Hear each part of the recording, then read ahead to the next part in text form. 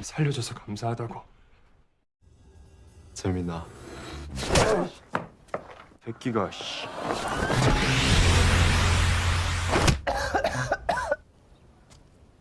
너 지금 뭐 하는 거야? 이 족폭이냐?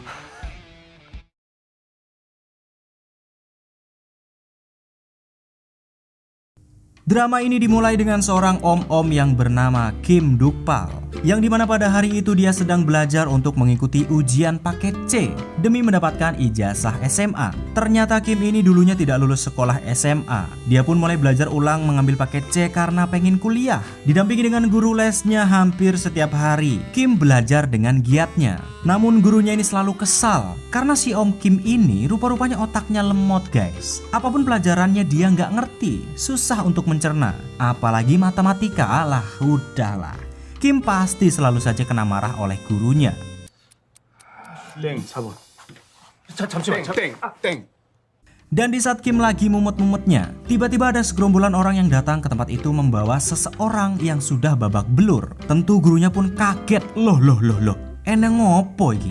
Rupa-rupanya selama ini si guru les tidak tahu kalau muridnya, si om-om yang selama ini dia marahi adalah seorang bos gangster.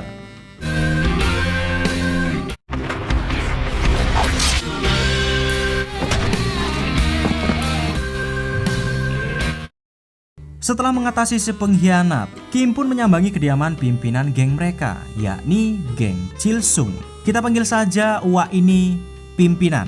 Kim datang ke sana karena meminta pimpinan untuk memberi hukuman berat kepada si pengkhianat. Namun ternyata pemimpin geng Chilsung ini terlalu baik dan memaafkannya. Di saat yang sama si pimpinan lantas bertanya tentang progres belajarnya, apakah lancar atau tidak. Yang ternyata walaupun Kim sangat ingin sekali lanjut kuliah, pimpinan malah memintanya untuk menyerah karena ternyata ia hendak memberikan geng Chilsung kepada dirinya. 네가 회장이야. Karena ragu dengan tawaran pimpinan tadi, Kim pun memikirkannya pelan-pelan sambil ngudut di pinggir jalan. Namun belum sempat udutnya dibakar, Kim samar-samar melihat kalau ada seorang anak SMA yang sepertinya hendak lompat dari atas jembatan. Karena Kim tidak ingin pemuda itu tewas, ia pun segera berlari ke arahnya dan berharap bisa menangkapnya. Namun karena lalu lintas agak padat, Kim jadi kesulitan berlari ke arah pemuda itu. Hingga pas tepat Kim berada di bawah jembatan, tiba-tiba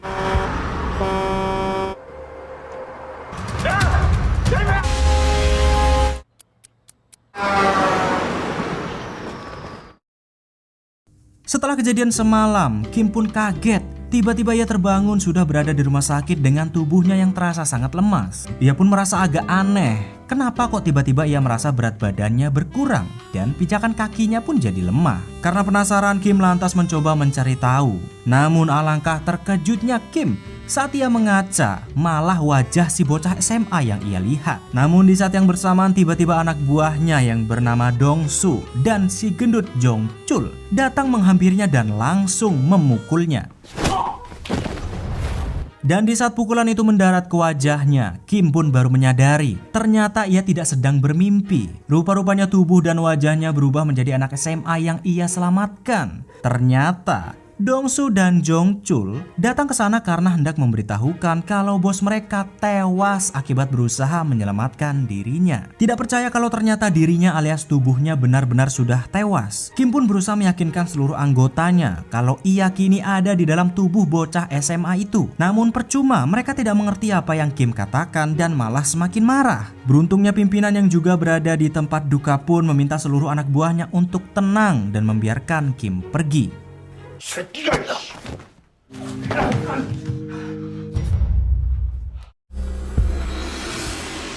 살려줘서 감사하다고.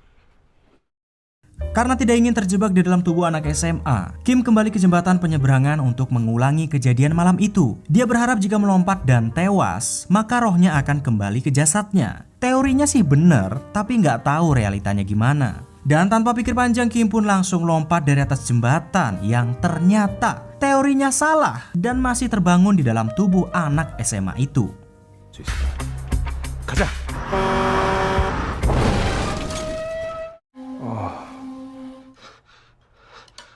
Setelah uji cobanya gagal, Kim pun menyerah dan pasrah. Dia menerima hidupnya yang kini berubah menjadi anak SMA yang bernama Song Yi-hun. Masih tidak habis pikir kenapa rohnya bisa tertukar dan di manakah roh Yi-hun saat ini berada. Tiba-tiba ada seorang wanita yang masuk dan langsung marah-marah kepadanya. Entah siapa wanita ini, tapi yang jelas dia bukanlah ibu Yi-hun, karena dia mengatakan kalau ia sudah capek harus selalu berbohong kepada pimpinan untuk melindungi dirinya dan juga ibunya. Dan di saat itulah Kim pun tersadar kalau keluarga bocah ini sangat bermasalah.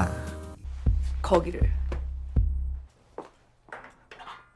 Setelah wanita itu pergi, Kim tidak sengaja melihat ada sebuah tablet milik Yi-hun yang tergeletak di sofa. Penasaran, Kim pun mencoba melihat isi tablet tersebut. Ternyata ia melihat bahwa Yi-hun selalu menulis buku hariannya di sana. Dan dari sinilah Kim tahu betapa menyedihkannya hidup Song Yi-hun. Ternyata alasan kenapa ia memutuskan untuk bunuh diri. Selama di sekolah, dia selalu dibully oleh teman-teman sekelasnya. Dari bulian fisik hingga mental. Sampai-sampai ia diminta untuk mencuri di rumahnya sendiri dan memberikan barang-barang mewah kepada pembuli yang bernama Hong Jae-min. Ayah dan ibunya pun juga tidak peduli dengannya. Broken home lah. Ditambah lagi gara-gara Hong Jae-min, semua murid-murid di sekolahnya menganggapnya sebagai mesum dan penguntit. Sebab ia selalu saja menatap seorang murid yang bernama Choi Se-kyung. Padahal Yi-hun hanya mengaguminya dan ingin berteman dengannya. 세경이와 친구가 되고 싶다. 학교가 싫다. 죽고 싶다. Karena sudah mengetahui betapa menyedihkannya hidup Yi-hun, Kim pun akhirnya memutuskan untuk bertahan di dalam tubuhnya agar hidupnya bisa berubah, supaya ia tidak dianggap cupu dan penguntit lagi. Lebih-lebih ternyata setelah melihat buku harian tadi, Kim rupa-rupanya juga kesal dengan si pembuli Jae-min dan memutuskan untuk membalas dendam dengan tubuh Yi-hun. 죽고 싶다. 이 세계로. Keesokan harinya Kim pun memutuskan untuk pulang ke rumah Yi-hun dan mencoba hidup sebagai bocah SMA. Begitu sampai di rumah, ia disambut oleh seorang pembantu di rumah itu dengan sangat sumringah. Terlihat di sofa juga ada seorang wanita yang sedang tertidur. Ternyata wanita ini adalah ibu Yi-hun. Dia selalu saja tertidur di sofa setiap kali habis mabuk. Sambil sarapan, Yi-hun pun mendengar cerita si pembantu. Ternyata ia adalah anak dari seorang pengusaha nomor 1 di Korea, yakni perusahaan Oka Construction. Tentang si ibu, ia juga mendengar kalau hidupnya ternyata sangat menderita. Rupa-rupanya permasalahan mereka sangatlah rumit. Ibunya selalu saja mabuk-mabukan akibat stres jadi istri kedua pimpinan Oka Construction. Selama pimpinan tidak ada, ibunya selalu ditekan secara mental oleh wanita yang kemarin mampir ke rumah sakit. Ternyata dia adalah sekretaris pimpinan yang selalu berusaha menguasai harta ibunya saat pimpinan tidak ada di rumah. Ia juga yang selalu membawakan minuman keras agar ibunya selalu mabuk dan berulah. Dan semua itu sekretaris lakukan agar ibu Yi-hun dicampakkan atau meninggal. Sebab istri pertama ayahnya saat ini sedang kritis di rumah sakit. Jadi si sekretaris tidak mau jika semua warisan diberikan kepadanya setelah istri pertamanya meninggal. Jadi begitulah kira-kira rumitnya keluarga Song Yi-hun. 아버지는 없는 것 같고. 잘 먹었습니다. Keesokan harinya Kim pergi ke barbershop untuk mencukur rambut Yi-hun karena sangat risih. Apalagi rambutnya itulah yang membuat dirinya terlihat cupu. Setelah mencukur rambutnya menjadi lebih fresh. Setelah memilih seragam, Kim tidak lupa mampir ke toko buku untuk belajar. Tentu ia tidak boleh mengecewakan Yi-hun dan harus terus belajar agar nilainya tidak turun. Apalagi memang dia itu lolot soal pelajaran. Hingga tidak sengaja saat sedang memilih buku, tiba-tiba ada seorang anak SMA yang tidak sengaja menabraknya. Yang sepertinya dia adalah kawan sekelas Yi-hun. Namun karena Kim tidak tahu, ya dia pun mengabaikannya sembari dibantu mencari buku-buku pelajaran dasar yang penting di sekolah. 다음부턴 조심하자. 응? Begitu tubuh Yi-hun sudah sembuh total, Kim pun mulai membiasakan diri dengan tubuhnya dan mulai berolahraga. Tidak lupa juga terkadang ia pergi ke geng Chilsung untuk melihat para anak buahnya. Namun ya dia tidak berani menyapa karena tubuhnya sudah berbeda. Hingga beberapa hari kemudian setelah benar-benar fit, hari pertama sekolah pun dimulai setelah libur panjang. Kim sangat deg-degan datang ke sekolah karena aslinya ya dia om-om. Karena Kim adalah om-om yang terjebak di dalam tubuh anak SMA. Tentu dia pun jadi kikuk, tidak tahu harus berbuat apa di sekolah. Kim hanya merasa dunia sudah berubah sejak terakhir kali dia bersekolah. Sementara itu karena Kim masuk sekolah dengan tampilan barunya, teman-teman sekelasnya terutama ciwi-ciwi pun pangling dan tidak mengenali dirinya. 예, 선생님. 어디서 본 애 같은데? 얘들아 조용. Setelah semua orang tahu kalau murid asing itu adalah Yihun, benar saja Jaemin sang pembuli pun langsung mendatanginya untuk kembali mengintimidasinya. Melihat Jaemin sang pembuli datang, tentu saja Kim pun senang karena memang momen inilah yang ia tunggu-tunggu.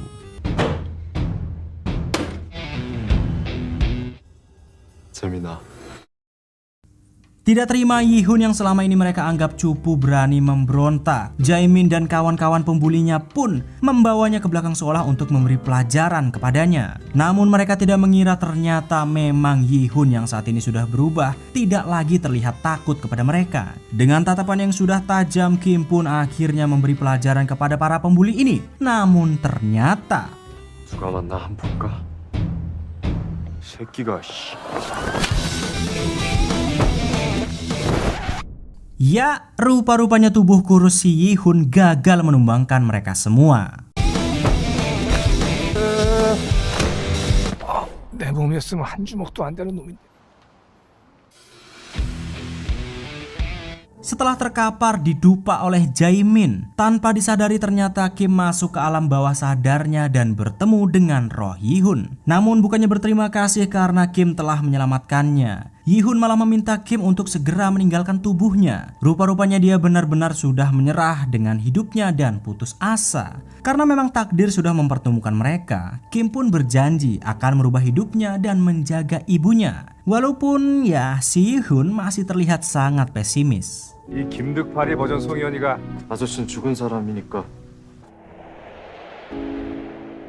Begitu terbangun dari alam bawah sadarnya, Kim disambut oleh orang yang waktu lalu menabraknya di toko buku. Entah kenapa dia selalu nongol, tapi memang sepertinya dia adalah sahabat Yihun. Akibat perkelahian itu mereka pun pergi ke UKS untuk mengobati luka-luka Kim. Dan dari sinilah kita baru mengetahui ternyata murid ini adalah Choi Se-kyung, orang yang sejak dahulu ingin diajak berteman oleh Yihun. Namun anehnya Se-kyung ini mengatakan kalau mereka adalah teman dekat dan sepertinya tidak seperti yang ditulis di buku hariannya kalau Yihun hanya mengaguminya dan tidak pernah berteman sama sekali. Yang rupa-rupanya alasan kenapa Se-kyung membohongi Kim adalah karena dia mencurigai kalau yang di hadapannya bukanlah Yihun yang asli. Sebenarnya dia tidak yakin betul dengan teorinya, tapi Se-kyung bisa mengetahuinya sebab Yihun yang ia kenal sangatlah pemalu, cupu dan tidak akan mungkin berbicara dengan orang lain. Se-kyung pun terus mencerca Kim untuk mengaku siapa sebenarnya dirinya. Yang ternyata dia sangat ngotot ingin tahu Yihun yang asli ada di mana. Karena ada sebuah rahasia besar tentang Se-kyung yang hanya diketahui oleh Yihun. Bahkan Yihun pernah mengancam akan membongkar rahasia itu.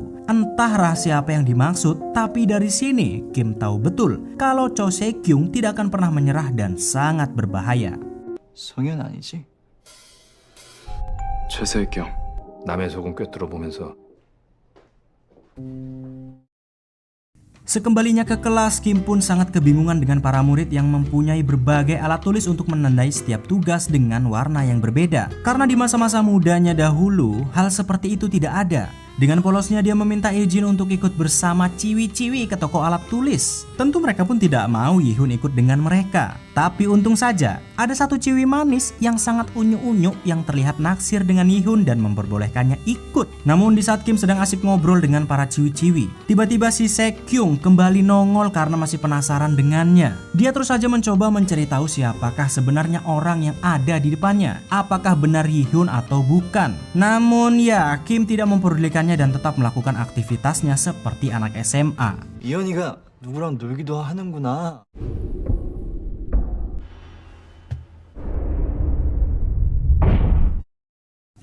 Hingga saat jam olahraga selesai, di pintu masuk sekolah, Kim tidak sengaja melihat sekretaris ayahnya datang untuk melakukan sesuatu. Karena tidak ingin hal buruk terjadi, Kim pun segera menariknya sebelum bertemu dengan kepala sekolah. Rupa-rupanya si sekretaris ini hendak memindahkan Yihun ke luar negeri dan bersekolah di sana. Tentu melihat sekretaris penjilat ini semakin semena-mena, Kim pun berusaha menyelamatkan Yihun dan menindas harga dirinya. 명심하시고. 아, 빨리.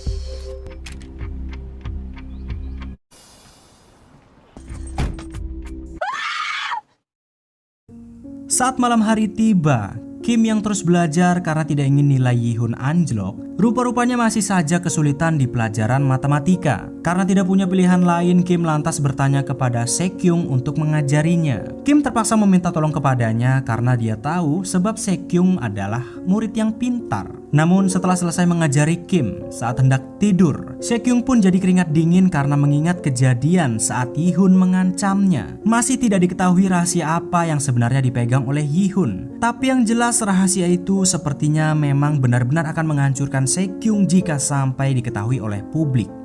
네 잘못도 있어. 아니? 다 가짜잖아.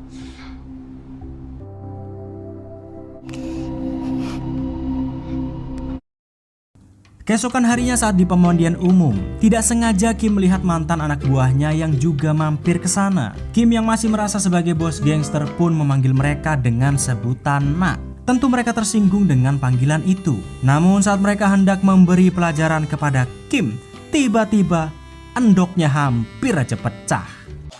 어이 핏덩이들. 대장 수장 김치장 여기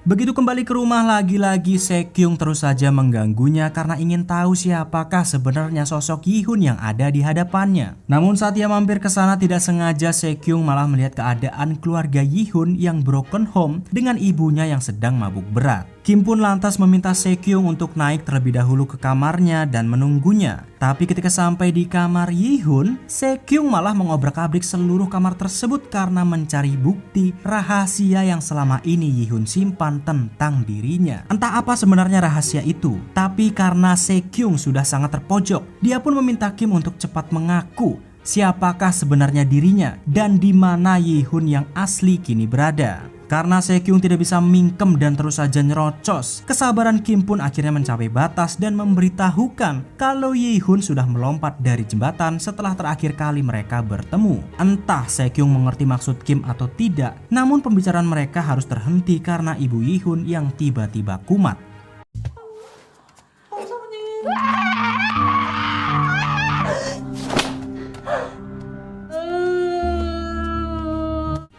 Setelah pulang dari rumah Yihun, tiba-tiba Sekyung terlihat ketakutan saat ayahnya menelpon dan memintanya untuk pulang. Ternyata ayahnya ini memang sangat-sangat kejam. Dia tidak mentolerir anaknya sedikit pun yang pulang telat, apalagi main terlalu jauh. Bahkan sampai-sampai ia melacak anaknya itu menggunakan GPS. Entah apa alasan sebenarnya ayahnya sangat kejam dan begitu protektif. Namun sepertinya dia tidak ingin anaknya itu terlibat masalah, karena bisa saja menghancurkan karirnya yang sebagai seorang jaksa. 그건 절대 거짓말 하지 마. Dan keesokan harinya ketika Kim kembali ke sekolah, para pembuli, Jaemin dan kawan-kawannya ternyata sudah menunggunya. Ternyata mereka mencoba untuk menindas Yihun kembali dengan bermodalkan video yang sudah mereka rekam saat pembulian itu terjadi kepada Song Yihun. Mereka mengira Kim akan kembali seperti semula menjadi sosok Yihun yang penakut. Namun siapa sangka berkat video itu, emosi Kim malah semakin meledak-ledak dan tidak sabar untuk menghajar mereka. 네가 밀었지? 잠깐만 나 한 번 볼까? Di belakang sekolah, Jaemin yang sok yes mencoba berhadapan one by one dengan Kim untuk membuktikan kalau dialah yang berkuasa. Tentu Kim pun sangat senang meladeni Jaemin dan kawan-kawannya untuk membalaskan dendam Song Yihun. Yang alhasil, Jaemin pun tidak bisa menumbangkan Kim seperti saat pertama ia melawan mereka. 이거 씨. 애 소리야.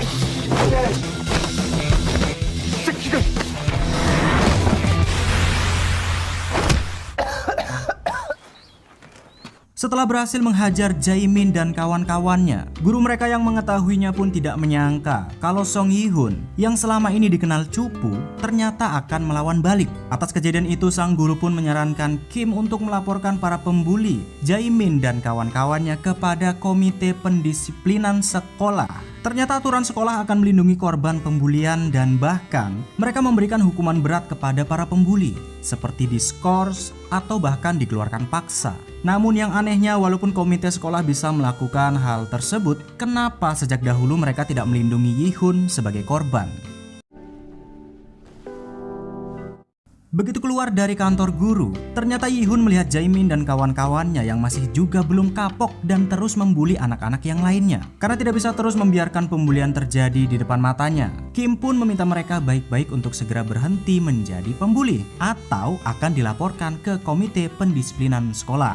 Namun mendengar kalau mereka akan dilaporkan dan mungkin akan dikeluarkan, rupa-rupanya Jae-min ini dan kawan-kawannya tidak takut dan malah menertawakan Kim.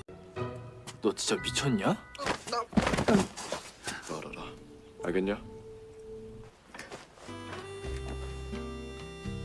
Di malam harinya saat Kim sedang belajar, ia pun tidak lupa menuliskan memo keinginannya agar hidup Yi-hun tidak menjadi pecundang lagi. Dari berhenti dibully di sekolah, harus mulai mempunyai teman, dan tidak lupa juga melindungi ibunya. Karena ibunya memang benar-benar terlihat sangat stres menjadi istri simpanan dan juga telah melahirkan dirinya. Pokoknya memang harus ditolong.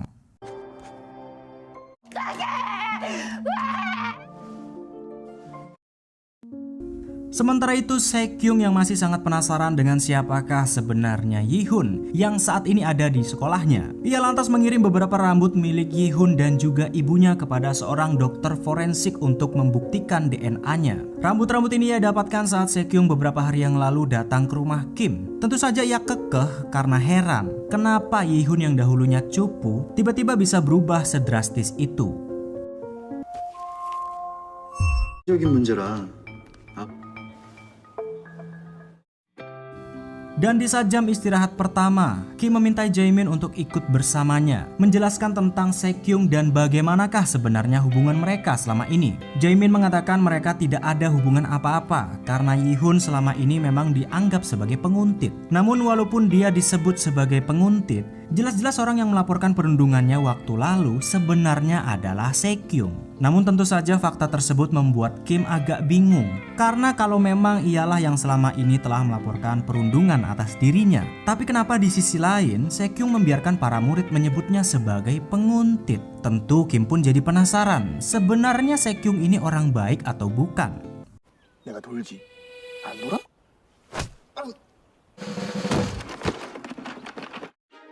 Setelah pulang sekolah jam malam, mereka pun pergi ke swalayan terdekat untuk membeli sedikit cemilan. Segala jenis cemilan dan minuman pun dicomot satu persatu, sampai-sampai Kim lupa kalau dia sekarang adalah anak SMA dan malah mengambil soju alias minuman beralkohol. Hingga tiba-tiba Se-kyung tidak sengaja melihat ada roti nanas, perlahan-lahan berpikir keras untuk memberikannya kepada Kim. Ternyata ia masih penasaran tentang sosok sebenarnya dari Yi-hun yang ada di hadapannya. Se-kyung berniat memberikan roti nanas itu karena Yi-hun yang asli selama ini tidak bisa makan nanas sebab mempunyai alergi yang bisa mengancam nyawanya. Dan ternyata benar saja, ketika Kim memakan cemilan yang mengandung nanas, tiba-tiba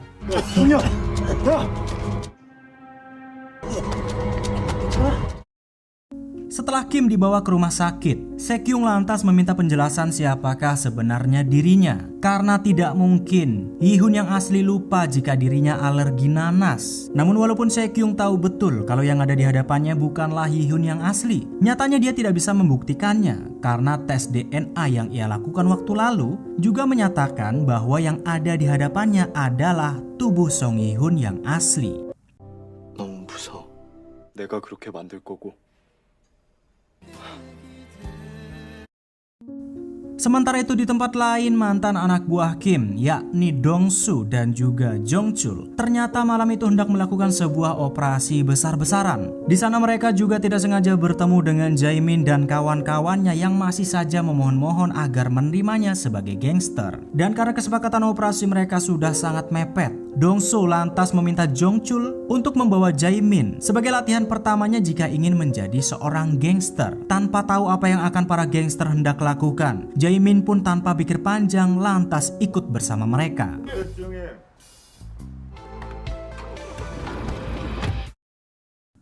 Tidak berselang lama kemudian saat Kim dan Sekyung baru pulang dari sekolah malam, tiba-tiba mereka terkejut ada sebuah mobil yang sangat mencurigakan parkir di depan rumahnya. Karena penasaran, Kim pun mencari tahu mobil siapa itu. Namun di saat itulah ia melihat ternyata ada beberapa orang yang keluar dari rumahnya dan berusaha menculik ibunya. Yang rupa-rupanya orang-orang itu adalah Jaemin dan juga mantan anak buah Kim.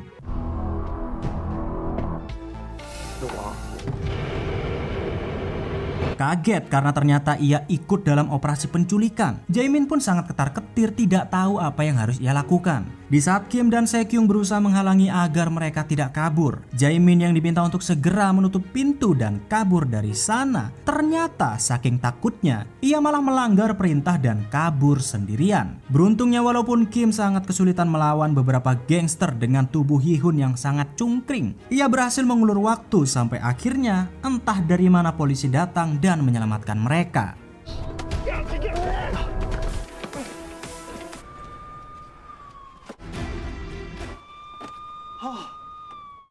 Setelah kejadian itu, para detektif pun datang ke rumah sakit untuk bertanya langsung kepada Hee-hun tentang orang-orang yang hendak menculik ibunya. Para detektif bertanya kira-kira adakah orang yang ia curigai yang mungkin punya dendam kepada ibunya. Saat itu Kim sebenarnya tahu betul siapa orang yang melakukannya. Tidak lain dan tidak bukan, pastinya si sekretaris Lee Mi-kyung. Tentu hanya Lee Mi-kyung yang sanggup melakukannya karena hanya dialah yang hendak menyingkirkan ibu Hee-hun agar bisa menguasai seluruh harta ayahnya. Namun walaupun mengetahui siapa pelakunya, Kim tidak memberitahukannya kepada para detektif dan mengatakan kalau itu hanyalah sebuah kesalahpahaman dengan preman sekitar dan bukan kasus penculikan. 불철주야 고생들이 많으십니다. 예? 맞습니다. 일 태용하면 된다니까 내가 Sementara itu setelah Sekyung sampai di rumah, tentu saja melihat wajah anaknya babak belur. Ayahnya yang sangat protektif pun meminta penjelasan dari mana sajakah dirinya sampai wajahnya seperti itu. Namun entah kenapa bukannya jujur, Sekyung mengatakan kalau dia dihajar oleh preman jalanan dan bukan di rumah Hee-hun. Karena tidak percaya, ayahnya lantas memintanya menunjukkan lokasi di mana ia dihajar oleh para preman. Dan karena saking takutnya, lagi-lagi Sekyung mencokoti atau menggigiti kukunya sampai lecet setiap kali ia ketakutan. Yang kalau dilihat-lihat, sebenarnya dari awal episode kejanggalan Sekyung ini bisa diasumsikan kalau dia itu sebenarnya adalah seorang psikopat. Karena kalau di setiap film-film, pasti psikopat selalu menggigit kukunya atau bahkan melukai dirinya sendiri saat sedang ketakutan. CCTV 사각지대에 도대체 너 뭐 맞으려고? 확인도 불가능하네.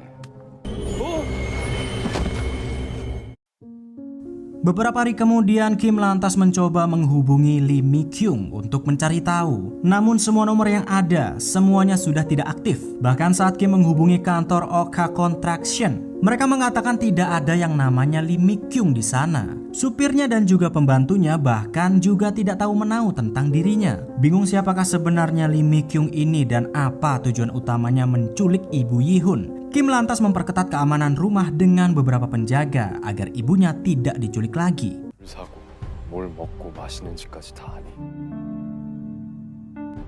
좋을 텐데. Dan benar saja setelah Lee Mi-kyung gagal menculik ibu Hee-hun, ia pun jadi sangat ketar-ketir karena mengetahui Hee-hun alias Kim saat ini sedang memburunya. Entah siapa sebenarnya Lee Mi-kyung ini, apakah hanya orang yang menyewa Dong-su untuk menculik ibu Hee-hun, atau mungkin ia adalah salah satu petinggi dari gangster tersebut. Yang jelas, mantan anak buah Kim si Dong-su dan juga Jong-chul terlihat sangat patuh kepadanya dan siap melaksanakan segala perintah Lee Mi-kyung. 힘지고 해결하겠습니다. Setelah kejadian itu ternyata Sekyung sudah beberapa hari tidak masuk ke sekolah. Begitu juga dengan Jaemin. Ia membolos sekolah karena takut jadi buronan polisi. Hingga berapa malam kemudian Kim meminta untuk bertemu setelah Sekyung sudah sehat. Tentu Kim sangat khawatir karena Sekyung tidak bisa berkelahi sama sekali. Ia pun memutuskan untuk mengajari sedikit demi sedikit teknik yang mudah agar Sekyung bisa sedikit bela diri. Namun di saat yang bersamaan, ayah Sekyung yang curiga akhir-akhir ini anaknya selalu bergaul dengan Hee-hun, ternyata ia mencoba menyelidiki latar belakang Hee-hun. Entah kenapa ayah Sekyung terlihat begitu amat waspada. Tapi akhirnya ia pun tahu rahasia keluarga Yi-hun, kalau ibunya adalah istri simpanan dan Yi-hun sendiri adalah anak haram dari pimpinan Oka Construction. 갑자기 이놈이랑 친해졌다고. 이 조사관 지금 받았어. 네, 스트레이트. Dan saat hari sudah larut malam, Kim lantas pulang bersama Sekyung yang juga ikut bersamanya. Ketika lagi asik ngobrol, tidak sengaja Sekyung melihat Jaemin ternyata masih terus bolak-balik di rumah Yi-hun, yang entah apa sebenarnya tujuannya. Sekyung pun pura-pura nggak lihat karena menurutnya ya nggak penting. Malah tiba-tiba Jaemin nongol dan menyapa mereka. 설마 이 집 살아? 송이야? Karena tidak ingin ada keributan, Kim lantas membawa mereka ke sebuah resto untuk nyemil sejenak. Ternyata Jaemin datang ke sana karena masih khawatir tentang penculikan ibunya. Tepatnya khawatir polisi sedang memburunya. Berbagai alasan pun Jaemin katakan agar Kim tidak curiga kalau ia tiba-tiba ada di rumahnya. Namun begitu selesai makan dengan tidak tahu malunya, Jaemin malah meminta Kim untuk mengizinkannya nginep di rumahnya. Tentu Kim sangat kaget. Ini bocah kok tiba-tiba minta nginep. Namun setelah mendengar permintaan Jaemin, siapa sangka ternyata Sekyung juga iri dan pengen nginep di rumah Yi-hun. 집 없냐? 나도 자고 갈래. Hingga tidak berapa lama kemudian saat mereka berdua diizinkan nginep di rumah Kim, Sekyung tiba-tiba menghampiri Jaemin dan memintanya untuk mengaku kenapa ia sangat ngebet pengen nginep di rumah Yi-hun. Ternyata Sekyung sejak awal tahu kalau Jaemin hanya ingin memastikan apakah polisi memburunya atau tidak. Sebab Sekyung waktu lalu melihat dengan jelas bahwa Jaemin ada di dalam mobil yang hendak menculik ibu Yi-hun. Dan dari sinilah akhirnya Kim pun tahu kalau yang menculik ibunya adalah mantan anak buahnya. 너 이현이 어머니 납치범이잖아.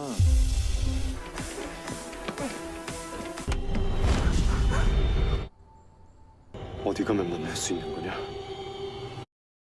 Karena sudah mengetahui siapa pelaku penculikan ibu Yi-hun, Kim memutuskan untuk mencari mantan anak buahnya tersebut dan meminta Sekyung serta supirnya untuk pulang terlebih dahulu. Tidak lama kemudian Kim lantas pergi ke ujung jalan untuk mencari taksi agar bisa menemukan keberadaan mantan anak buahnya. Namun siapa sangka di tengah jalan tiba-tiba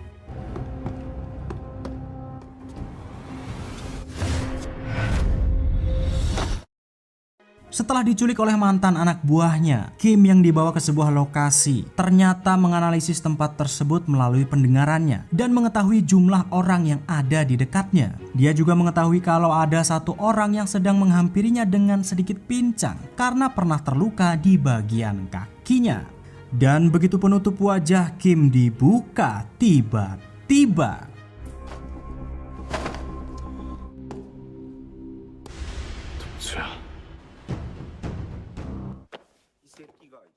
dan setelah Kim berhadapan langsung dengan Dong-su, ia pun memperingati mereka untuk tidak main-main dengannya, apalagi mencoba menculik ibunya lagi. Namun tentu saja karena melihat yang berbicara di depannya adalah seorang anak SMA, Dong-su dan para anak buahnya pun jadi merasa diremehkan.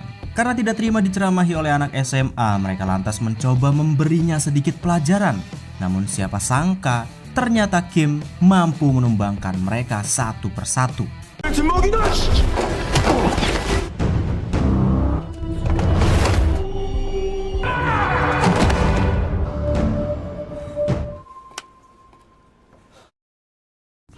Sementara itu di sekolah saat Jaemin dan teman-temannya sedang dihukum, tiba-tiba teman-temannya itu memberitahukan kabar yang sangat mengejutkan. Ternyata para anak buah Dong-su hendak kembali menculik ibu Yi-hun karena gagal waktu lalu. Karena tergiur dengan tawaran menjadi seorang gangster, teman-temannya itu malah mencoba mengkhianatinya dan diperintahkan untuk menangkap Jaemin. Tentu saja Jaemin yang sangat panik akan diserahkan kepada geng Dong-su, lantas kabur dari kejaran teman-temannya.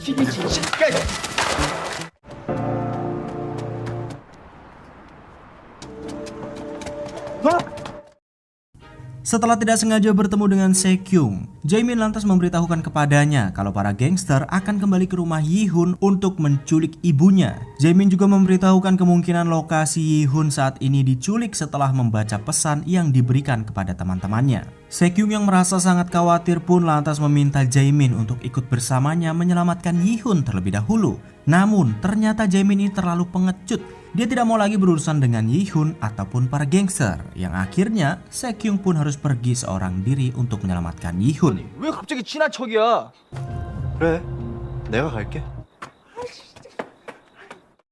Sembari bergegas menuju lokasi Kim diculik, Se-kyung pun terus saja mengabaikan telepon dari ayahnya yang memintanya untuk segera pulang. Bahkan ayahnya terlihat sudah sangat murka sambil memantau keberadaan Se-kyung dari GPS. Karena sudah mengetahui situasinya, Se-kyung juga menelpon pembantu Yi-hun untuk segera mengamankan rumah dengan seluruh keamanan yang ketat karena para gangster akan kembali menculik ibunya. Sementara itu Kim sendiri yang sudah tersadar dari pingsannya lantas ujuk-ujuk meminta Dong-su untuk segera membubarkan geng barunya. Tentu saja Dong-su jadi heran, apa-apaan ini? Kenapa seorang bocil kok sok tahu dan memerintahku? Ternyata Kim mencurigai alasan kenapa Dong-su mengganti geng Chilsung menjadi atas namanya adalah karena mencoba mengkhianati Kim Dukpal. Ia mencurigai kalau selama ini Dong-su hanya pura-pura setia kepadanya dan justru menunggu kematiannya dan memanfaatkan momen tersebut untuk mengambil alih geng Chilsung. 죽고 싶나? 다 주였냐? Karena tidak terima dianggap sebagai pengkhianat, Dong-su lantas memberitahukan alasan kenapa geng Chilsung diganti dengan namanya. Ternyata setelah kematian Kim Dukpal alias dirinya, seluruh geng lainnya atau musuh-musuh mereka selama ini berkomplot bekerja sama untuk menyerang geng Chilsung. Saat itu Dong-su dan seluruh anggotanya sangat kesulitan. Bahkan pimpinan geng Chilsung sampai terluka parah dan harus dilarikan ke rumah sakit. Namun setelah pimpinan sembuh, dia tiba-tiba menghilang dan tidak ada kabar sama sekali. Sampai saat ini pun Dong-su masih mencari keberadaan pimpinan. Oleh sebab itu, ia tidak berani lagi memakai nama Chilsung karena pimpinan mereka yang tidak ada. 내를 이길 수 있을 거라 생각하나? 와라. Setelah melihat betapa gigihnya Kim, seorang anak SMA yang berani menantangnya, Dong-su pun jadi teringat kalau waktu lalu Lee Mi-kyung sangat meremehkannya dan mengatakan mudah bagi mereka untuk mengatasi seorang anak SMA. Nyatanya kini anak SMA yang ada di depannya bahkan malah membalikan keadaan dan membuatnya gemetar. Apalagi saat Kim tiba-tiba membuatnya sangat terkejut, di mana betapa tidak percayanya Dong-su kalau ada orang lain yang ternyata mengetahui lututnya mengalami cedera beberapa tahun yang lalu saat bersama Kim Dukpal. Kim juga menyinggung tentang impian Dong-su yang hendak membuka resto kecil di kampungnya saat pensiun, dan yang benar-benar membuatnya sangat amat begitu terkejut. Ternyata anak SMA di depannya itu tahu betul saat terakhir sebelum Kim Dukpal tewas, mereka sedang belajar mengeja bersama menggunakan beberapa catatan guru lesnya. Tentu saja Dong-su pun jadi bertanya-tanya, siapakah sebenarnya Song Yi-hun ini? 누군데? 절제해라 뭐 이런 거 같으면 돼. 그만해.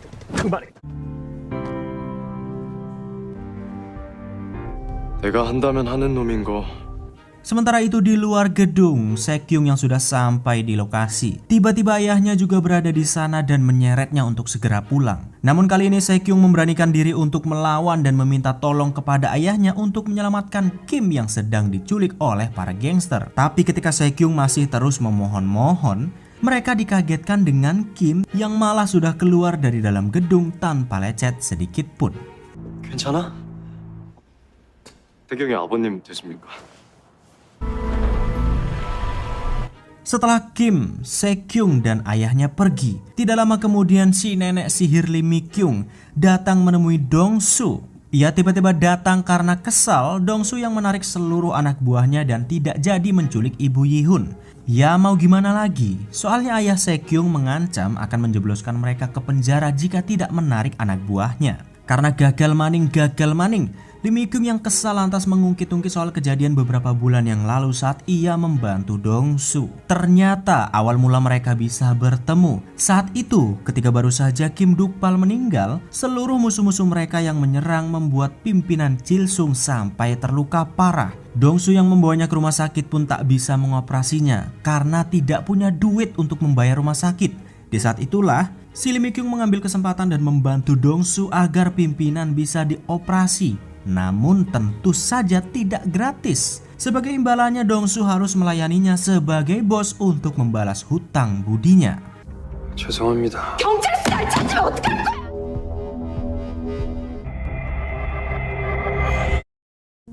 Beberapa hari kemudian ternyata Sekyung tidak masuk sekolah, bahkan tidak pernah mengabari Kim. Karena penasaran, Kim lantas pergi ke taman bermain anak karena tiba-tiba Sekyung memintanya untuk bertemu. Rupa-rupanya setelah kejadian tempo hari, ayahnya tidak lagi mengizinkannya berteman dengan Kim karena melihat sosok Gi-hun yang seperti seorang gangster. Kini ia tidak bisa lagi menemaninya belajar karena Sekyung diminta untuk hanya berteman dengan orang-orang yang selevel seperti Jae-hun, yakni murid yang waktu lalu ditantang adu basket oleh Kim. 다 나 때문이지.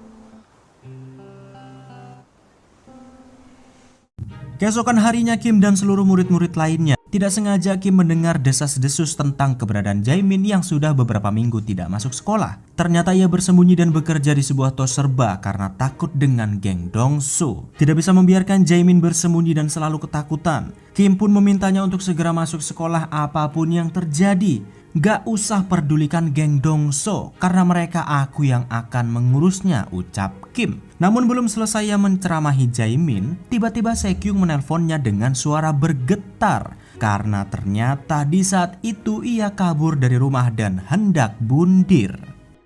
괜찮냐? Karena tidak ingin Sekyung mengalami nasib yang sama seperti Gi-hun, Kim lantas menyemangatinya agar Sekyung melupakan niatannya untuk bundir. Walaupun agak sulit karena trauma yang diberikan oleh ayahnya sudah sangat di luar batas. Dari maki-makian sampai pukulan sapu ijuk pun pernah melayang ke bokong Sekyung. Dan ya, akhirnya Kim pun membawa Sekyung bermain dan menikmati indahnya pantai untuk melepaskan stresnya. 네가 못 해본 거 알아.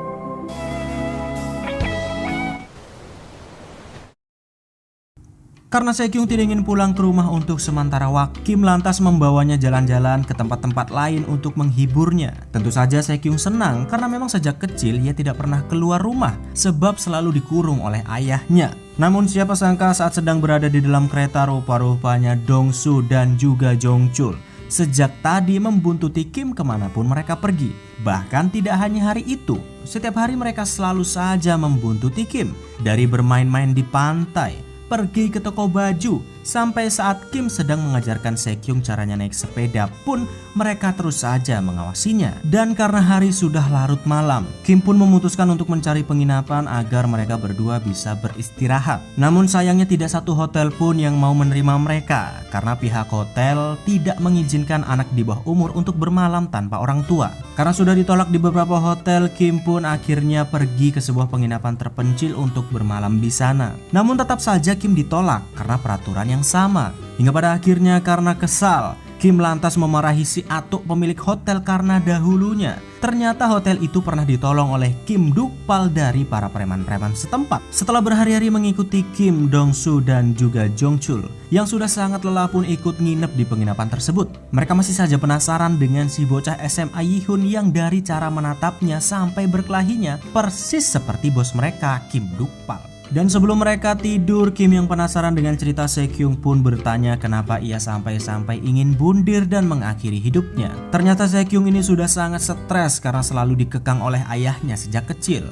Namun tidak sepenuhnya semua salah ayahnya. Ternyata sejak kecil Sekyung memang sering sekali melakukan hal yang fatal, hal berbahaya tanpa pengawasan ketat dari orang tuanya. Dia sering tantrum, bahkan saat bermain dengan teman-temannya pun hal yang sangat sepele membuatnya tantrum gak karu-karuan. Sejak saat itu dia tidak diperbolehkan lagi bermain dengan anak-anak lainnya. Sekyung lantas diberikan anjing peliharaan untuk menemaninya bermain sehari-hari. Namun lagi-lagi saat bermain tanpa pengawasan orang tuanya, dia malah tidak sengaja membunuh anjingnya tersebut saat sedang asik bermain. Ya, dari sini akhirnya ayahnya pun semakin protektif kepadanya. Tidak diizinkan pergi kemanapun tanpa memberikan kabar. Harus pulang tepat waktu dan yang boleh bermain dengannya haruslah orang yang langsung dipilih oleh ayahnya. Namun memang sangat kebangetan. Hingga akhirnya karena sudah sangat kebangetan, Sekyung yang sudah stres dengan sikap ayahnya pun memutuskan untuk bundir. 이게 다 내 잘못이야. 친구 누구? Keesokan paginya ketika Jongchul masih molor, teleponnya berbunyi karena Kim memintanya untuk bertemu. Karena masih ngantuk, ia pun mengira telepon itu dari Kim Dukpal. Hingga akhirnya mereka pun tersadar, oh iya ya, bos Kim kan sudah nggak ada.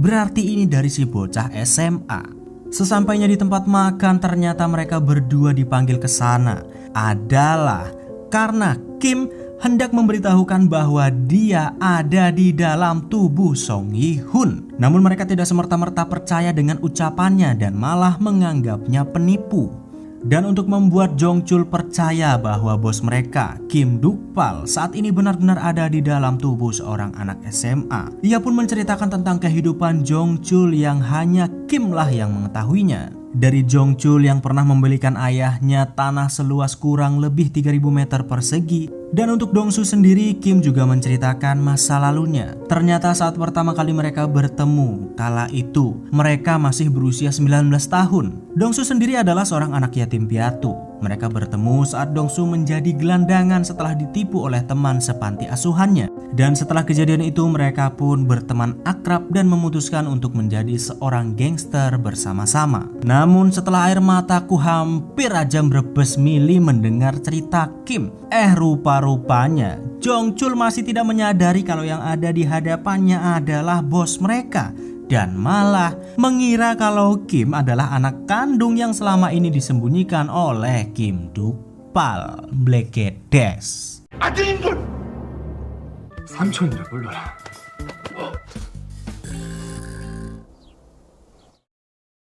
Ya, rupa-rupanya ayah Se-kyung sangat murka karena Kim masih saja berteman dengan anaknya padahal sudah pernah dilarang. Melihat ayah Se-kyung sangat emosi gak karu-karuan, gurunya pun meminta mereka, ayah dan anak, untuk berbicara empat mata. Guru Kim memastikan kalau ia akan mencoba sebisa mungkin agar komite kekerasan sekolah tidak sampai mengeluarkan Kim karena kejadian ini. Namun di sisi lain ternyata ayah Se-kyung sendiri memutuskan untuk melaporkan Kim agar keluar dari sekolah dan tidak lagi dekat-dekat dengan anaknya.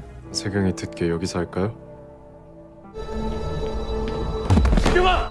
Karena Kim sangat tidak tega dengan Se-kyung, ia pun memanfaatkan kesempatan tersebut untuk berbicara empat mata dengan ayahnya. Kim sangat mengetahui kalau sebenarnya ayah Se-kyung sangat protektif kepadanya karena ingin anaknya menjadi orang yang sukses. Ia pun lantas memintanya untuk berhenti membuat Se-kyung tertekan karena tuntutan perfeksionisnya itu malah hampir saja membunuh anaknya sendiri. Kim pun dengan tegas memintanya untuk stop menerapkan standar yang bahkan anaknya sendiri tidak sanggup untuk menjalaninya. Namun ayah Se-kyung tetap saja ngotot dengan pendiriannya. 세경이 공부할 수 있게 집으로 가시고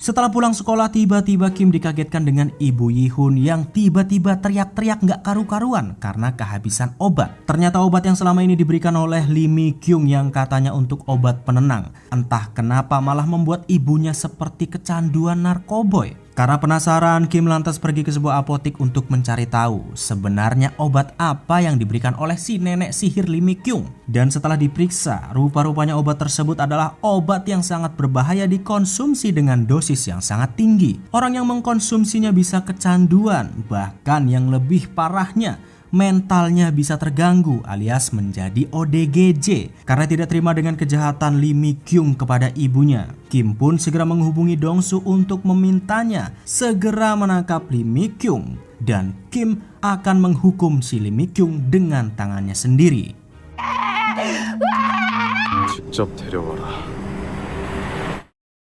Tidak berapa lama kemudian ternyata si nenek sihir Lee Mi-kyung tiba-tiba datang untuk bertemu dengan Dongsu dan kembali memerintahnya seenak jidat. Karena Dongsu sendiri sudah mengetahui kebusukan Lee Mi-kyung dan mengira Yi-hun adalah keponakannya. Ia pun akhirnya berani mengusir si nenek sihir dan masa bodoh dengan balas budinya. Tentu saja Lee Mi-kyung mencak-mencak karena dikhianati oleh Dongsu. Namun mereka tidak peduli dan lantas meminta si Lee Mi-kyung untuk meminta maaf langsung kepada Kim dalam waktu 3 hari ke depan.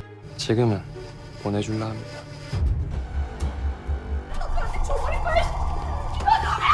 Namun di saat Lee Mi-kyung akan pergi dari tempat itu, tiba-tiba ia tidak sengaja mendengar percakapan teman-teman Jae-min tentang penculikan ibu Yi-hun yang dilakukan oleh Dongsu.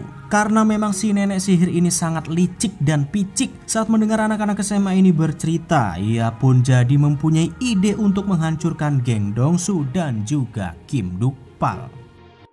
Sementara itu di sekolah, saat Kim baru saja masuk ke dalam kelas, tiba-tiba teman-teman sekelasnya entah kenapa menatapnya dengan tatapan yang aneh. Mereka seperti menghindari Kim, entah apa alasannya. Ternyata karena Kim sudah dilaporkan oleh seseorang kepada komite kekerasan sekolah. Ya, Kim dituduh telah melakukan pembulian kepada para murid dan terancam akan dikeluarkan paksa.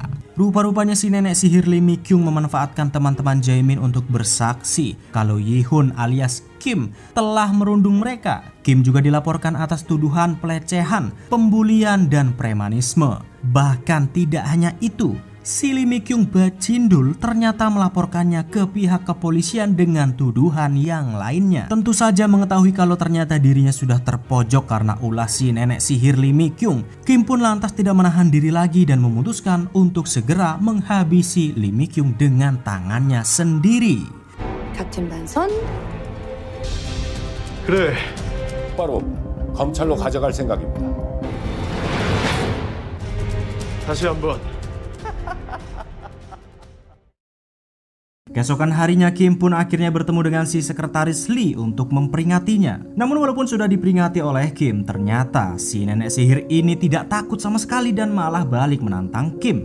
Laporan kekerasan yang sudah diserahkan ke pihak kepolisian pun bisa dipastikan Kim akan masuk penjara jika tidak menuruti semua perkataannya. Namun karena Kim adalah seorang bos gangster, tentu ia tidak takut dengan ancaman tersebut dan memastikan Lee Mi-kyung akan bertekuk lutut meminta maaf kepadanya. 눈치챘어야 됐는데.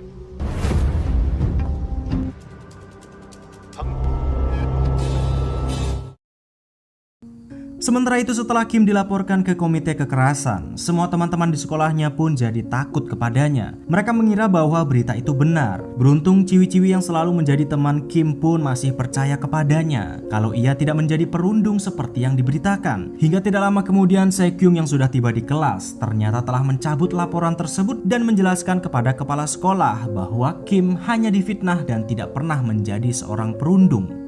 나 때문에 일어난 일이잖아. Namun walaupun laporan di komite kekerasan sudah dicabut, Kim masih belum terbebas sepenuhnya karena laporan yang dilayangkan ke pihak kepolisian oleh ante-ante Jaemin yang telah diperdaya oleh Lee Mi-kyung nyatanya tidak bisa dicabut begitu saja. Kim harus berusaha lebih agar dirinya tidak masuk penjara. Oleh sebab itu, ia pun pergi menemui mereka untuk meminta dengan baik agar menyudahi semua masalah ini dan jangan lagi dengarkan hasutan si nenek sihir Lee Mi-kyung. Setelah diperingati oleh Kim, para begundal ini ternyata tetap kekeh ingin melanjutkan laporan tersebut karena sudah dibayar oleh si Lee Mi-kyung. Mereka pun mencoba membujuk Jaemin untuk ikut ke dalam rencana mereka agar Yi-hun masuk ke dalam penjara. Awalnya Jaemin ragu karena ia sudah sedikit sadar kalau yang mereka lakukan ini salah. Namun tetap saja Jaemin tidak bisa apa-apa karena teman-temannya mengancam jika rencana ini sampai gagal maka merekalah yang akan masuk ke dalam penjara karena memang sedari awal merekalah yang jadi perundung dan melakukan kekerasan kepada Yi-hun. 이거 훨씬 유리하다니까? 니들 그러다 큰일 날 수 있어. Sementara itu Dong-su dan Jong-chul yang diminta untuk menyelidiki keberadaan Lee Mi-kyung ternyata masih belum bisa menemukan tempat tinggalnya sama sekali. Alih-alih hendak mencari keberadaannya, Dong-su malah tidak sengaja mendapatkan kabar dari pimpinan Chil-sung yang katanya ia sudah sehat dan hendak bertemu dengan Kim. Sambil menunggu kunjungan pimpinan Chil-sung, Kim pun memerintahkan Dong-su dan Jong-chul untuk terus mencari keberadaan Lee Mi-kyung agar ia bisa segera membongkar semua kejahatannya di hadapan ayahnya. 취할 생각이 없는 거. Sambil menunggu kabar dari Dong-su, ternyata ketika ujian semester dimulai, Kim yang dahulunya blow on kini ia sudah lebih cerdas dan bahkan bisa mengerjakan semua soal ujian dengan baik. Teman-temannya pun tentu sangat kagum kepadanya, terutama Minji, si ciwi caem yang selama ini menyukainya. Namun karena Kim memang adalah om-om yang gak peka sama sekali, saat Minji hendak menembaknya, ia malah mengatakan hal yang konyol dan menerima tawaran makan dari ciwi-ciwi lain, sampai-sampai membuat Minji patah hati. 우리 떡볶이 먹으러 갈래? 그니까. Setelah ujian selesai, ternyata ayah Se-kyung yang mengetahui laporan atas Yi-hun dicabut datang ke sekolah karena kesal putranya itu selalu saja membangkang kepadanya. Ternyata Se-kyung kali ini berani melawan kepada ayahnya karena ia tahu betul Yi-hun tidak bersalah. Karena Se-kyung tidak ingin ada yang masuk penjara, ia pun menghampiri Jaemin untuk berbicara empat mata dengannya. Sekyung memberitahukan kepada Jaemin untuk tahu diri karena walaupun selama ini ia melakukan kekerasan kepada Yihun, bahkan pernah hampir menculik ibunya, nyatanya Yihun tetap memaafkannya berulang-ulang kali. Jadi nggak pantas rasanya jika kali ini ia tidak membantu Yihun dan membiarkannya masuk penjara. Padahal selama ini Yihun sudah sangat baik kepadanya. 다 너 때문에 일어난 일이란 거. Setelah diceramahi oleh Sekyung, Jaemin pun meratapi dirinya karena merasa sangat malu kepada Yihun. Sebab kini Yihun akan masuk penjara karena ulah teman-temannya. Karena merasa sangat bersalah, Jaemin lantas berlutut dan meminta maaf kepada Kim. Karena dia bahkan sangat tidak tahu harus berbuat apa. Sebab jika ia bersaksi agar Kim tidak dipenjara, maka sudah dipastikan dia dan teman-temannya lah yang akan masuk penjara. Karena ya memang selama ini yang melakukan perundungan kepada Yihun adalah dirinya. Jaemin pun terus saja meminta maaf kepada Kim karena tidak bisa mengakui kesalahannya dan membantunya. 미안해. 재민아, Dan ketika Yihun sedang berada di rumah sakit menemani ibunya, tiba-tiba saja pimpinan Chilsung datang untuk menemui mereka. Ternyata ia datang ke sana untuk melihat Yihun yang dikira sebagai putra Kim Dukpal. Ia lantas mengatakan untuk berterima kasih kepadanya karena selama ini Yihun lah yang selalu menjaganya. Tentu saja mengetahui hal tersebut, ibunya pun jadi teringat dengan ayahnya yang dahulu sangat mirip dengan dirinya. Dan di saat itu jugalah ia lantas teringat tentang si nenek sihir Lee Mi-kyung yang selama ini hendak menghancurkan hidupnya. Namun sayang ketika ibunya itu menyebutkan tempat tinggalnya, saat mereka mencarinya ke sana, ternyata tempat tersebut sudah kosong. 2년 전? 아 없다. Karena tidak berhasil menangkap Lee Mi-kyung, Kim pun terpaksa menjalani persidangan dengan nasibnya yang sudah dipastikan akan masuk ke dalam penjara. Ante-ante Jaemin yang sudah hadir di sana pun terlihat sangat puas karena mereka telah menerima bayaran yang besar dari Lee Mi-kyung dan Yihun tidak punya pembelaan apapun. Namun yang lebih membuat keadaan semakin genting saat Kim tidak bisa membuktikan bahwa dirinya tidak bersalah. Tiba-tiba Jaemin malah datang ke sana dan mengatakan kalau dia akan menjebloskan Kim ke dalam penjara. Ya, tentu saja Kim pun sangat terkejut karena kedatangan Jaemin bukannya membelanya tapi malah menusuknya dari belakang. Namun ketika para begundal-begundal ini merasa senang, rupa-rupanya Jaemin datang ke sana karena hendak membuktikan kalau Yihun bukanlah pelaku perundungan melainkan korban. 저안 간다고요. 저 때문입니다. Akhirnya karena polisi sudah mengetahui bahwa Jaemin dan kawan-kawannya lah yang telah merundung Yihun, mereka pun digiring masuk ke dalam penjara remaja untuk mempertanggungjawabkan segala perbuatannya. Namun ketika Jaemin sudah tersadar dan menyesali semua perbuatannya, tiba-tiba di saat itulah entah kenapa tiba-tiba Jaemin bisa melihat sosok arwah Yihun yang terlihat sedang memperhatikannya. 미안해.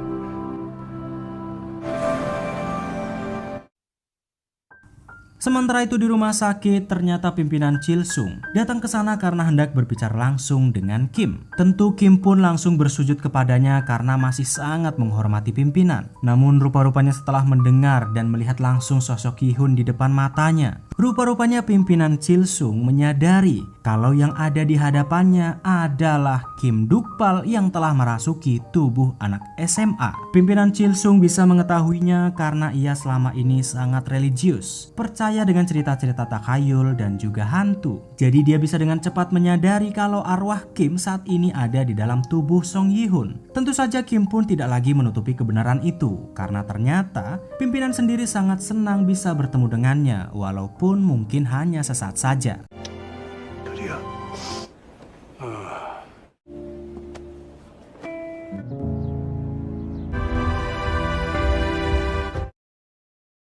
Setelah berpamitan dengan pimpinan Chilsung, tiba-tiba tidak sengaja ia malah melihat sebuah poster di mobil taksi yang menunjukkan di mana kini ia bisa menemui ayahnya sekaligus menangkap si nenek sihir Lee Mi-kyung. Ternyata pada hari itu ayahnya alias pimpinan Ok Construction kembali ke Korea karena ada proyek yang harus dikerjakan. Tentu di sana juga ada si Lee Mi-kyung, si penjilat yang selama ini hendak menyingkirkan Ibu Yi-hun. Mengira kalau tidak ada yang mengetahui keberadaannya dan tidak ada yang bisa menangkapnya. Tiba-tiba di saat itulah Kim ternyata sudah ada di hadapannya untuk membalaskan semua perbuatannya.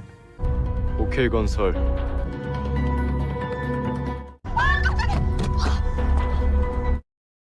Setelah berhasil menangkap si Lee Mi-kyung, Kim pun membawanya ke hadapan ayahnya untuk memberitahukan semua kejahatan yang selama ini ia lakukan kepada ibunya. Namun sepertinya ayahnya ini tidak terlalu peduli kepada Yi-hun karena dia adalah anak yang tidak pernah dianggap. Tapi setelah mendengar semua ceritanya bahwa sekretaris kesayangannya itu telah melakukan berbagai kejahatan, dari ingin menguasai seluruh hartanya, menculik ibunya, bahkan hampir membunuhnya dengan obat-obatan terlarang, ayahnya itu pun jadi sangat murka dan meminta Lee Mi-kyung untuk meminta maaf kepada Yi-hun.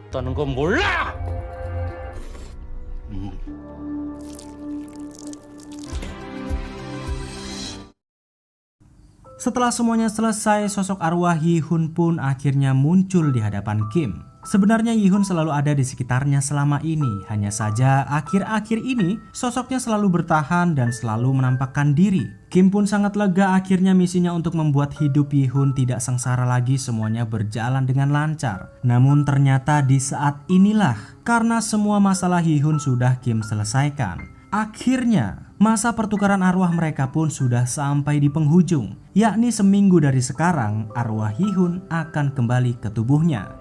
돌아오니까 어떠냐? 일주일 후면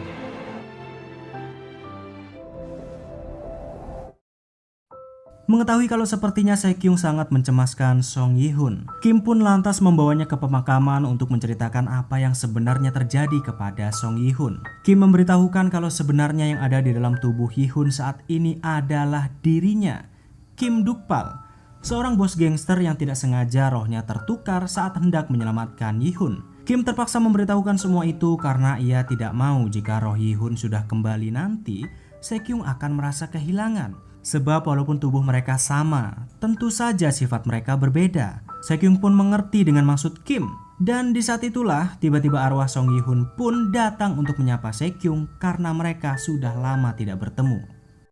이게 나다. 이연이야?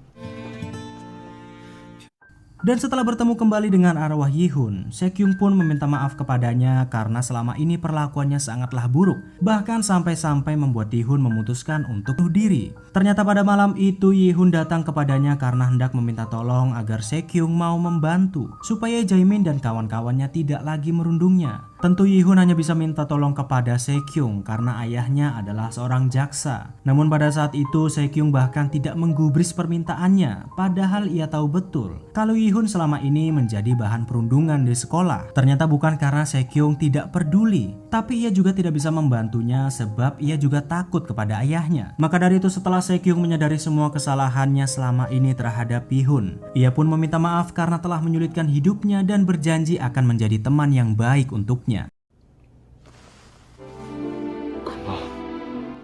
진심으로 사과하고 싶어. Sementara itu Dong-su yang juga sudah mengetahui Kim ada di dalam tubuh Yi-hun, ia pun menangis sejadi-jadinya sambil mempertanyakan kenapa ia tidak memberitahukan semua itu, padahal ia sangat rindu kepadanya. Kim berdalih dia hanya tidak ingin menambah teman-temannya semakin sedih, sebab walaupun diberitahukan, toh setelah arwah Yi-hun kembali, ia juga akan tetap meninggal. Ya walaupun mengetahui hanya sebentar Dong-su bisa berjumpa dengan Kim Duk-pal lagi, ia pun senang dan tidak ada penyesalan sama sekali. Sebab ia bisa menyampaikan beberapa pesan terakhir sebelum akhirnya Kim benar-benar pergi meninggalkan mereka. 그동안 내 동생으로 있어줘서